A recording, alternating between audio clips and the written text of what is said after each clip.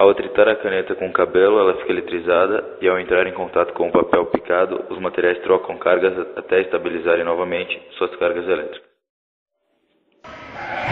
Ao aproximar a caneta magnetizada do bolo com o alumínio, há uma troca de cargas, o que faz um efeito de ímã.